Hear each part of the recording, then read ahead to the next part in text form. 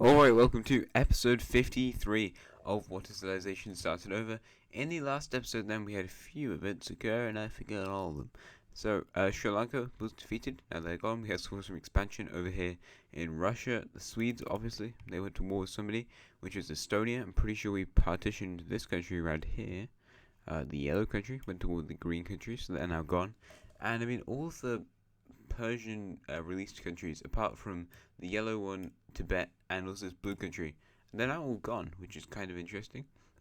Also, if you like this box being here, tell me, because I could potentially do it without this stuff, but I don't know if you find that interesting. So yeah, anyway, that's like the general list of stuff that happened in the episode. I'm probably missing some things. So let's do this episode. Anyway, in the last, oh yeah, I've got all this because I tried to make. I don't know why I've got layer 11. That was like a map from a really long time ago. This episode was like episode 13 or something crazy like that. This is a really long time ago, but I was trying to do my ethnicities there. But there we go. Anyway, start off today's episode with a pretty obvious event, which is going to be the German colonization of the remaining area here in America. So, this sort of Toronto. Ontario bit of America. The Germans will colonize that. So that area's gone. Cool. I guess we can also expand the Dutch, because I don't really love the Dutch-Mexican borders. So I'm going to be changing those a little bit. Then we'll get around to a war. And probably Europe. Europe's pretty filled with wars at the moment, as the number of countries in Europe is just really rapidly decreasing. Yeah. Anyway, so the Dutch will take over all this land, moves them up quite a lot into Mexico, and puts them really on the border of Ireland, who is a country they're not very friendly with, because their alliances are very contrasting. Speaking of alliances, though, the Spanish are setting up new, like, secret alliances in Europe, as are the English Triangle Alliance things. So, yeah, the Spanish more, because the Spanish are hated by both the, what's the alliances? By the Diamond and the Triangle Alliances, whilst the Triangle and Diamond Alliances don't really interact very much because they're very far away. The Spanish have their parallelogram alliance right in the middle of Europe, so they need more allies. Anyway, that's cool. Yeah, let's go to a war in Europe. And first off, what we're going to be doing is going over here to Italy. Now, there's a few countries in Italy, about 3. Well, one of them's actually Istrian, or maybe Croatian, depending on, whatever.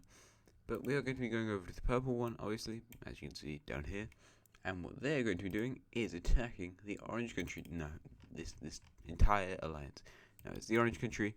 So they're going to move up into the Alps, taking this major city over here, and pushing up towards the capital city, which is quite an arduous trek, because the capital's far away, and it takes a long time for them to get through the Alps. However, the orange country is a hollow nothingness, where nobody lives and nothing ever happens.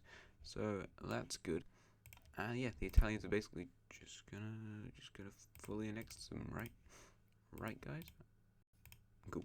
So they will annex that country. I'm not really sure about something, because I kind of feel like this makes sense. Because what we see happening is the Italians deciding to cede this very small province up here in the north, that used to be part of the Grey Country, back to Switzerland, who originally owned it a long time ago. But they cede it back because of ethnicity issues, and also the fact that this looks nicer, I think. Anyway, the purple team's in a terrible spot because of these two guys who are both really close to them and aligned against them.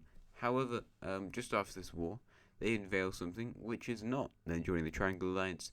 Instead, they have a defensive alliance with the Triangle Alliance. They did apply to join the Triangle Alliance, but all 3 of these guys were like, no. No, we don't want you in our alliance because you're going to get us involved in a war. So we're just going to give you a defensive thing and try to deter countries from invading you. They also helped fund them for this war so they could become a bit stronger and more of an important country. So they could apparently better defend themselves against both of these countries, both of which would be able to actually defeat them in a war. To be honest, the purple country is a bit like Venice, not in the colonial sort of sense, but in the sense of like the cultural stuff that they've done. They've just been a nice cultural sort of country. I mean, ideology. Absolute monarchy. No, actually, they're a normal monarchy. Never mind, the Swiss are an absolute monarchy. Or Orange Swiss, Alpine country. That was interesting. I thought they were an absolute monarchy. I mean, just because a country is an absolute monarchy doesn't mean that everyone's treated badly. It just means the king holds all the power. So, I don't know, that's something interesting, I suppose. Anyway, that country is gone, and we now need to move up to, you guessed it, Sweden. Because Sweden's going to be going to war again, and this time it's with the beige country around here. This country, in its first existence, did nothing, and now it's been brought back, it's still going to do nothing. As we see Swedish forces invade over here in the east, they push around this lake, but mostly just focus on this general eastern area, which is strange, because the capital's right there. But then we see why, as Polish forces invade in and take the capital city, and also just kind of focus on this general northwestern area of the country. So that's strange because there's two major cities in the south, but Ukraine joins the war, and Ukraine's going to take over both of these major cities. So yeah, all three of these guys just ganged up to take down this really random yellowish country, and Sweden will capitulate them. So yeah, now we can look at a partition of this poor country who did literally nothing ever. They got partitioned the first time I think they existed, because they left the Druidic thing, something like that. I don't quite remember, but yeah, I'm pretty sure they did that. Anyway, what we see happening is Sweden. Yeah, I'm trying to think what would look good. I'm gonna go for this. I don't know if it will. Maybe, you never know. So Sweden's gonna get all of this land, which is a pretty big load of land. It's got the capital, so that's nice. Whilst the Polish will gain this bit of territory and some of the eastern territories of this country, which is just... oh no, this might not be a good looking border, but don't worry, I'm sure it'll be fine. I don't know why there's such a straight line there, but don't worry about it maybe. What was I thinking? Anyway, the Polish will gain all of this territory, and over here in the south we see the Ukrainians gain this territory. When you take cities off, it looks kind of okay. So I'm happy about that. We have all three of these really major powers, all top 10 countries joining over here, which could definitely be bad in the future. Anyway, none of these countries are part of any power blocks, except for the Ukrainians, because they're of course in the Diamond Alliance. Speaking of power rankings, the number one country in the world is obviously Southern India.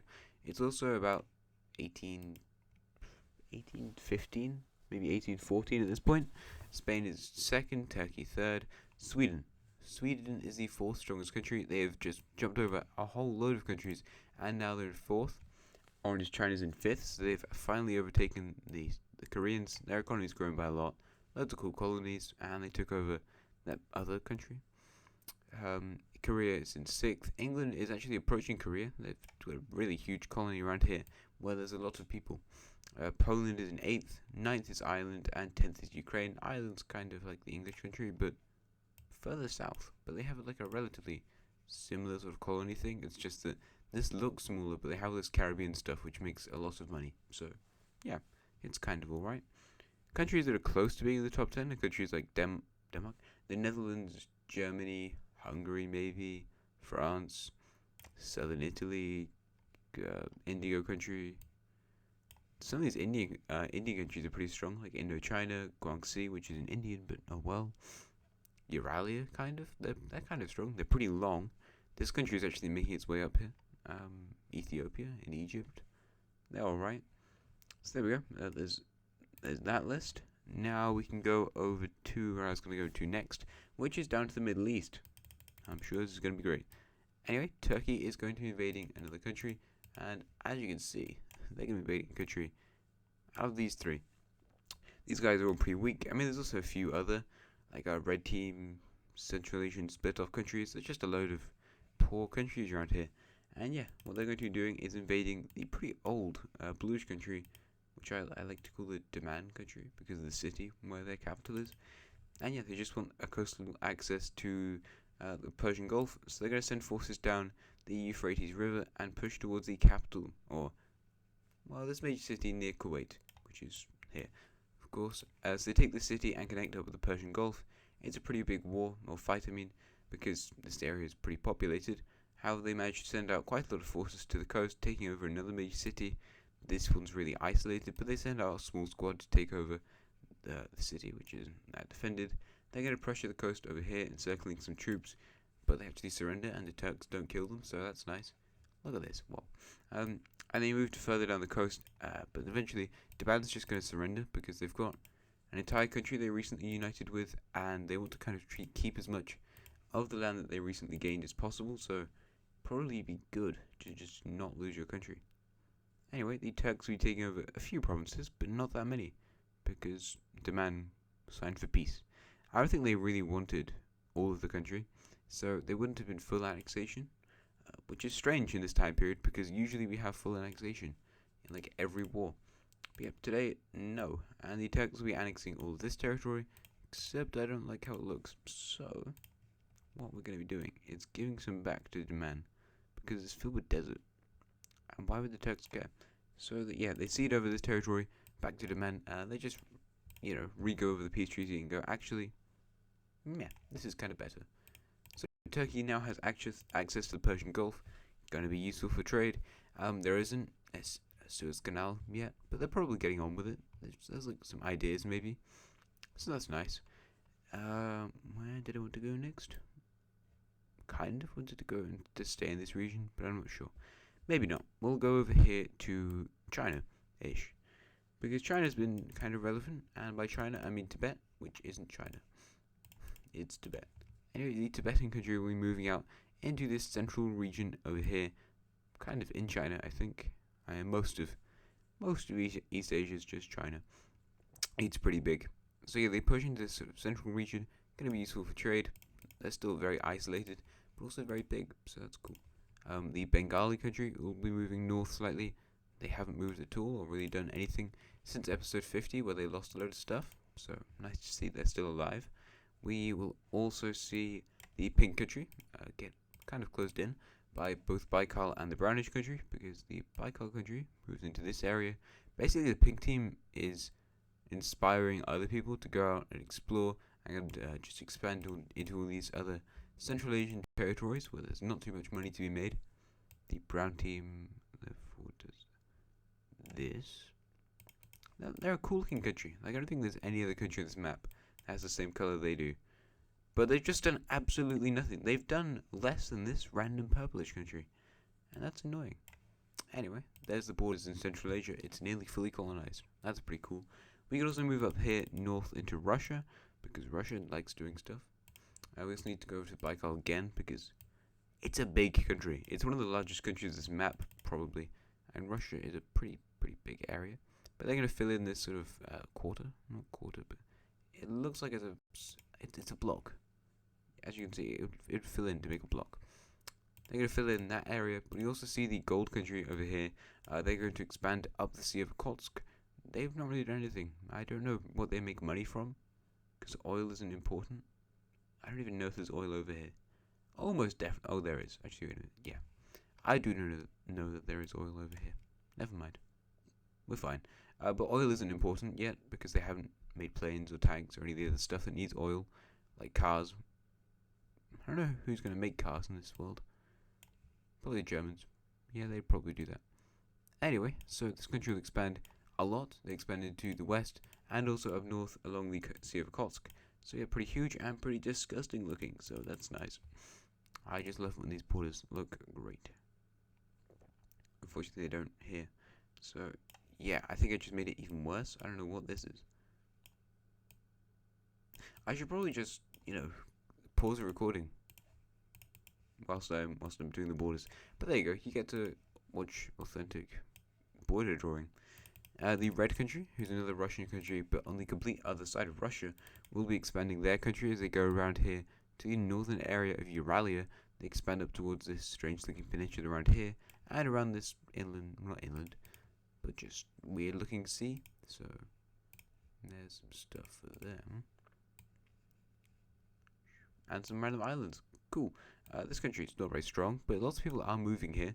If you look at cities, we can see there's a few more cities in some of these colder areas. The city is kind of near Archangelisk, which I think is actually called Arkhangelsk. Something like that. So, cool. Why can't they just have a cool pronunciation? I don't know. Anyway, looks good over here in Russia. Let's go down to Persia. I can't do an Iranian accent, so I'm going to stop doing accents.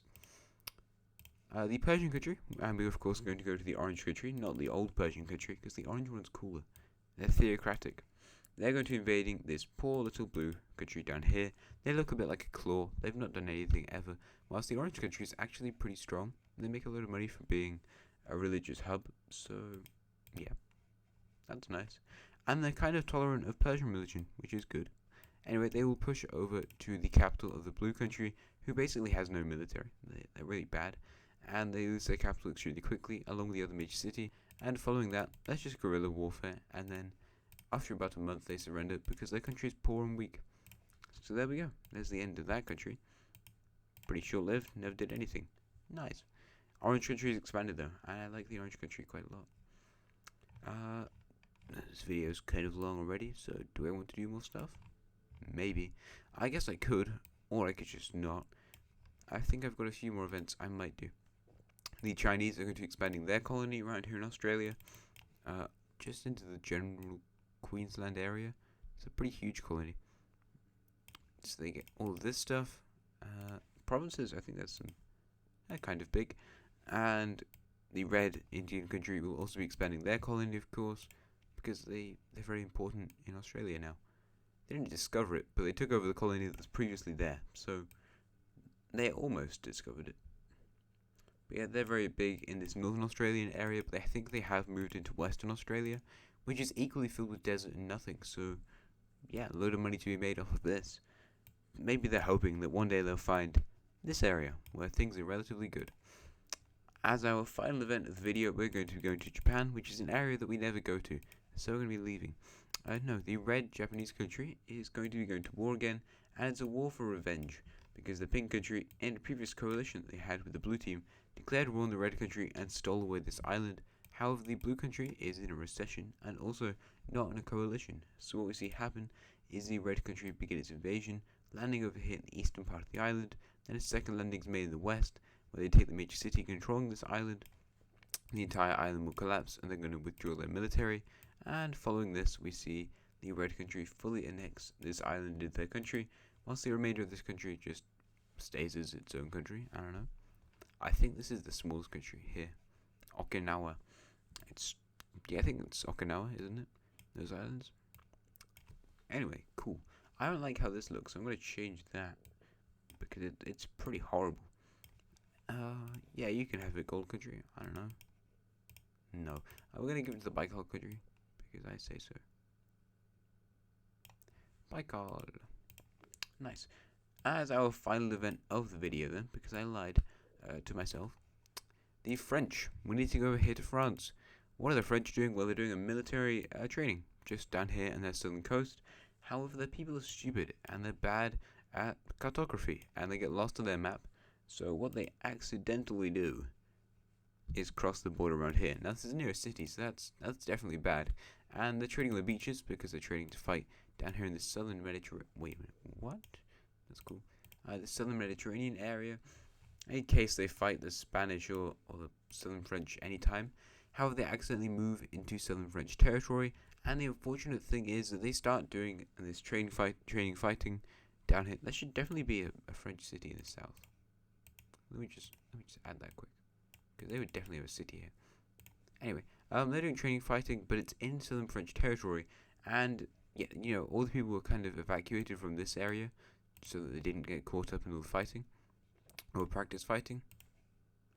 How here they've not been. So a lot of troops just come in and start like doing defensive maneuvers and shooting each other, but with bullets that won't really hurt and stuff.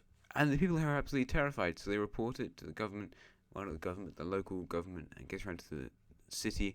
And troops are going to come out of southern France and like, hey, you need to leave. And they start firing at the French troops, and the French troops realize, oopsie, we're in the wrong country. So they start to flee from this area and try to go back into their own country. A few of them are killed, but they make it their way into France until the southern French, get lost with their map, and they also move into France, and they accidentally shoot a few random civilians, which is something that the French troops didn't do. And these guys have like actual guns. So a huge battle, well, not huge, but a relatively big battle happens between French and southern French forces around here, and in the end, it's a win for the French, because the French, it's in their country, so they just get more people to come and fight.